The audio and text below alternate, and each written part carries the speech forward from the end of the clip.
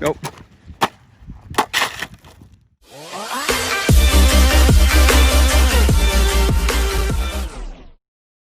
Hey, what's up everybody? Josh here with the GoKaioken channel, and today I have another gear upgrade.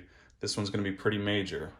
I know I usually don't do upgrade videos halfway completed, but really all we've done to this point is take both the rear tires off because I needed to re-glue them. Then I just took the gear cover off, and that is where we're at right now. So for reference, we have the 6496X gear. This is 24 tooth, I think it's mod 1 gear. Then we have a plastic spur gear that's smaller than the stock one, just by a little bit. But basically what we're doing here is we're increasing the size of the pinion, decreasing the size of the spur, so that we get ultimately a higher top speed. Now, because this is meant for 5mm shafts, we have a reducer sleeve. So it's part number X001OP8YEZ from Robinson Racing. And then we have a slipper eliminator. So this I bought on eBay. I don't have a part number for it, but just look up a slipper eliminator for Bandit or Rustler, and you'll find something very similar to that. So what we're going to do is get both the spur, pinion, and slipper clutch all removed, and then we'll walk through the steps of getting this installed. All right, so we're going to start with a 1.5mm and get this pinion removed. Should be pretty loose as it is. So I got this prepped, so come on. There we go. So that's removed, and then we're also going to switch over to our 7mm nut wrench. To take this all the way off, you have to hold the spur gear and both axles in place. Kind of just grip the whole thing like this, and then that way I can hold both sides of the axle. All right, let's see if we can do this. We're going to insert one of these tools on this side as well as this side. Keep that from spinning, and then we should just be able to hold the spur gear in place. And there we go. So now that's removed. And we're going to keep this spring and nut because that's going to help hold everything together, as well as that bearing there. So this comes off. You can see on the back side, you've got the pads for the slipper clutch. We're going to pop this bearing out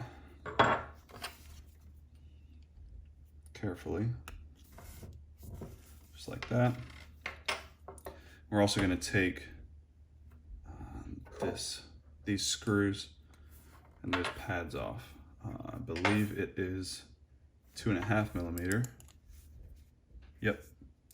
So we got those 3 screws off, and we take this plate off, as well as this part here. Now be careful here, because there's a pin right here that needs to stay in place. We're gonna take our eliminator. This is gonna fit right over that pin. You guys can see there, and insert right in that hole. Just like that, nice and snug. So then we're going to grab our bigger spur, and we're gonna need this bearing. So this bearing goes inside here, just like that. So this can spin freely. And this goes on like that. We're going to use these 3 screws that we removed from the other one and screw this down.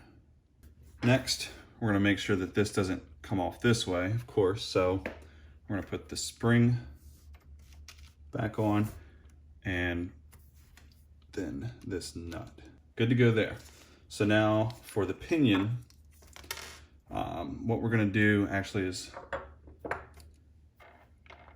remove the tension on the motor, because I don't believe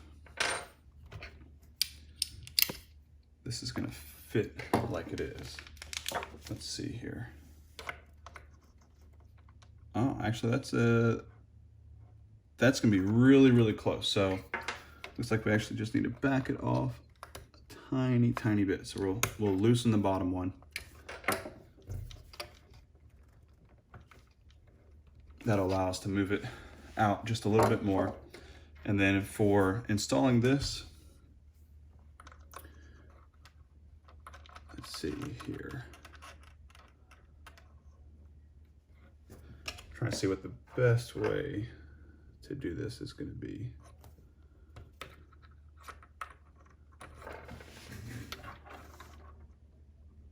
Okay, so we're going to want to install it, instead of the pinion being out, or where we tighten down the grub screw being out pointing outwards, we're going to make it point inwards. That way we can align this perfectly with that spur. So we're going to need this adapter. It adapts 5mm to, I think it's 3.125. Really, people just say 3mm.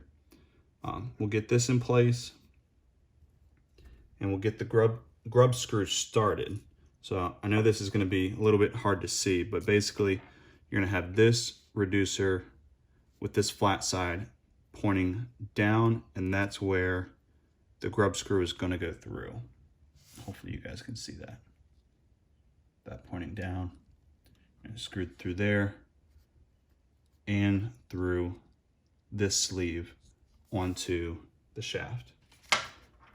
Now this pinion is a little bit wider than the spur, so we just want to get the spur just about centered. Okay. All right, so that's not moving anywhere.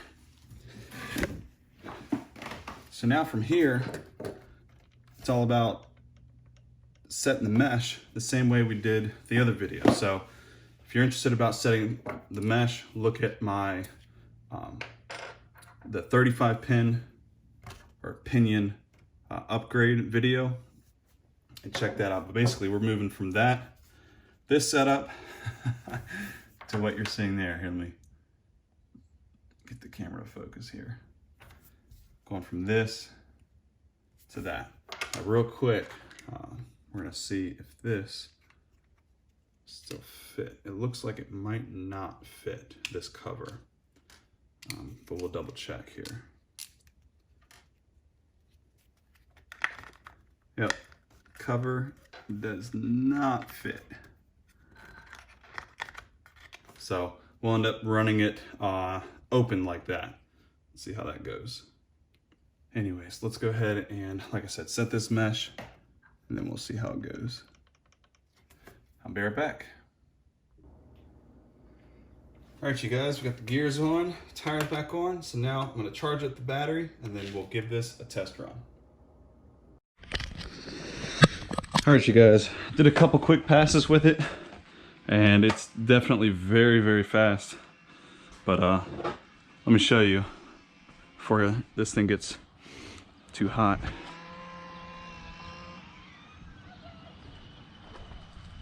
All right. It's definitely very, very fast.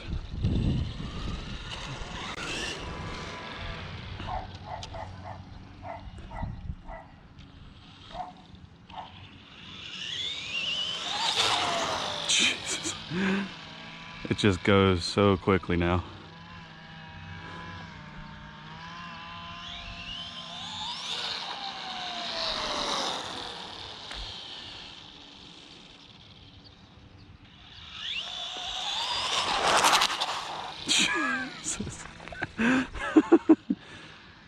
Yeah, definitely gonna need a longer straightaway. That was just a quick demonstration for you guys, but I've got a longer wheelie bar coming, as well as well, no, that's it. I've got a longer wheelie bar coming, it doesn't really keep it down. As you can see, I might look into some different tires. We'll see. This just balloons up, and I've already re-glued it twice, but yeah, these gears are crazy fast. Definitely no dead stop, you know, full throttle punches. Gonna have to avoid that with there no longer being a slipper clutch. But I'm really happy with this. Also to note, if you end up doing this, know that you're not gonna be able to put the stock cover back on. I mean, I guess you can kind of, sort of, if you Dremel some of this out, but then you're gonna have the pinion gear showing anyway. So up to you if you end up doing this upgrade and wanting to do the exact size pinion and spur that I did. You're not gonna be able to reuse the stock housing. But I think I've seen a couple other guys do this and they end up running it like that as well. But like this video, definitely leave me a comment down below if you want to see this thing on a straight, long road and see how fast it can go. The other thing is, I want to be able to get a GPS for it, but some of the good ones are close to $100, and just not sure. I think it'd be fun. I know I eventually want to get it, just not sure when. $100 is a lot to drop for a GPS, but we'll see. We'll see. Anyways, thank you guys so much for watching. I'll see you in the next one. Take care.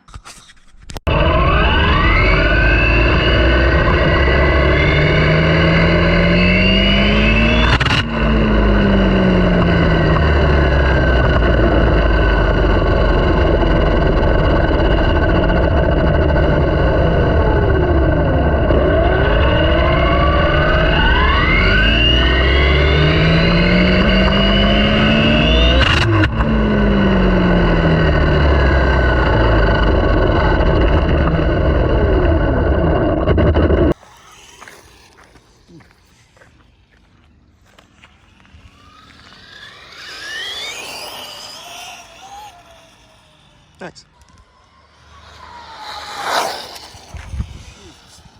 I almost lost it.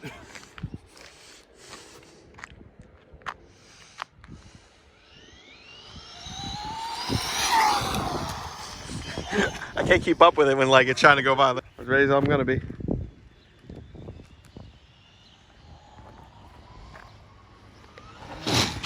Nope. Yikes. Holy shit. Holy crap. The rear tire came off. Are you still recording? Yes. Oh yeah, rear tire shredded, look. It completely came off. I couldn't handle the speed. The gears were ready when the tires were not. The thing is, it runs. The shocks didn't break, but I need tires. Tires! I need new tires, yeah. Wow. Hey, that thing Did you wiped get it on out. video? I tried to get as much as I could, but yeah, sucker wiped out. At least you probably got the end, because you were able to like, oh shit, it's crashing. I was looking, I was like, oh snap, I should probably record this. That's exactly what happened. Wow, that's the first time I've wrecked it, actually wrecked it.